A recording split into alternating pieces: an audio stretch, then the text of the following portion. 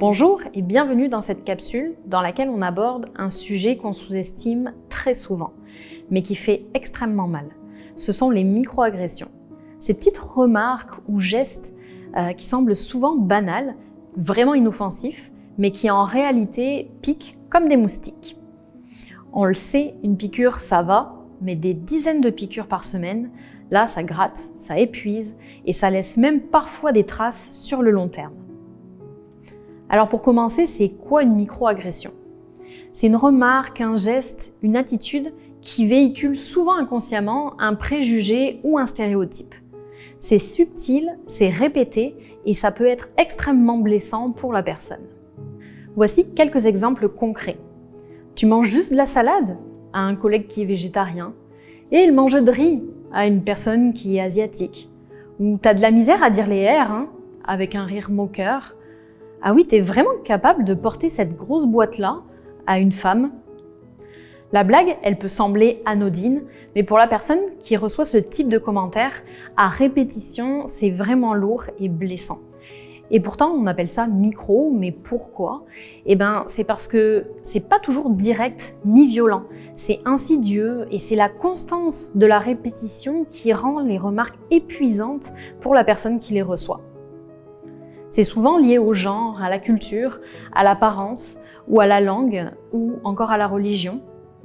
Faire une blague sur le ramadan ou les prières, imiter l'accent de quelqu'un, sous-entendre que la personne, elle n'est pas capable d'accomplir une tâche à cause de son genre ou de son apparence physique. Faire exprès de mal prononcer son nom, ou encore dire « t'es bon pour un immigrant toi ». Toutes ces remarques, elles mettent l'accent sur une différence, comme si c'était anormal, et ça crée vraiment un malaise. Et le pire dans tout ça, c'est que même si c'est parfois involontaire, l'impact sur la personne, il est vraiment réel.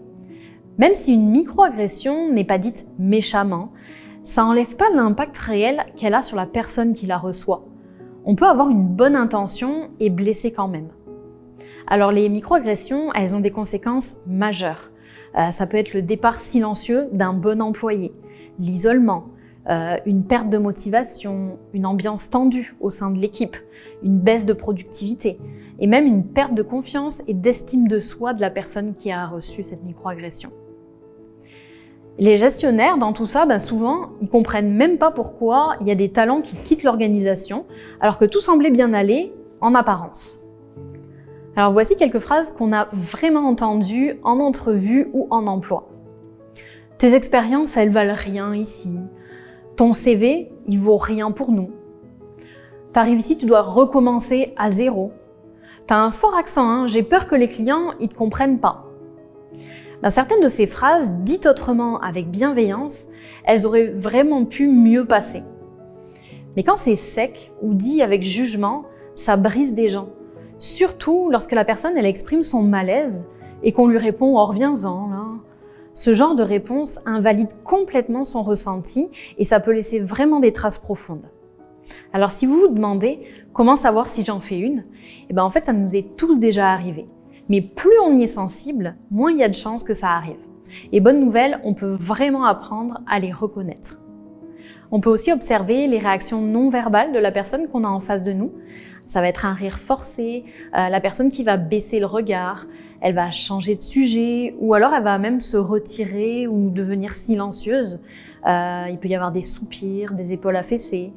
Ce sont des signaux vraiment de malaise et quand on les capte, on peut ajuster le tir par la suite. Il y a même des grandes entreprises qui se sont vraiment plantées avec des publicités perçues comme racistes ou stéréotypées. On a l'exemple de la compagnie Dove. Elle a été très critiquée pour une publicité en 2017. Ça montrait une femme noire qui enlevait un t-shirt brun pour révéler une femme blanche avec un t-shirt blanc. Cette publicité, elle a été jugée vraiment insensible et elle a suscité beaucoup d'accusations de racisme. Le résultat pour l'entreprise Dove, ça a été une perte d'image, une perte financière et ils ont dû faire des excuses publiques. Donc comme quoi, personne n'est à l'abri. Et là, vous vous dites peut-être, on peut plus rien dire de nos jours, mais pas du tout. Il ne s'agit pas de marcher sur des œufs, mais vraiment de remplacer les piqûres par de l'écoute et de l'ouverture. Voici comment transformer des petites phrases piquantes en gestes inclusifs.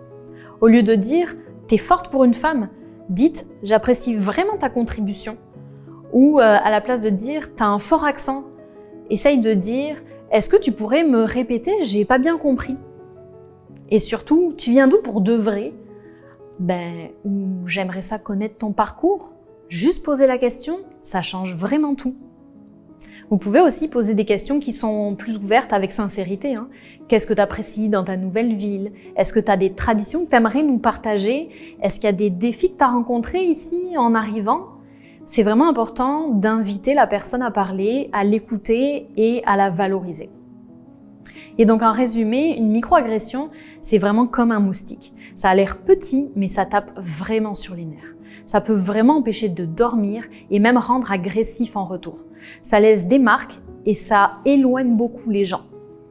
Comme gestionnaire, collègue ou simplement comme humain, vous avez le pouvoir de changer les choses. Ça commence par une question très simple. Comment je peux mieux inclure les autres aujourd'hui? Ensemble, on peut créer des milieux de travail plus sains, plus respectueux et plus humains. Merci d'avoir écouté cette capsule et à très bientôt pour la prochaine.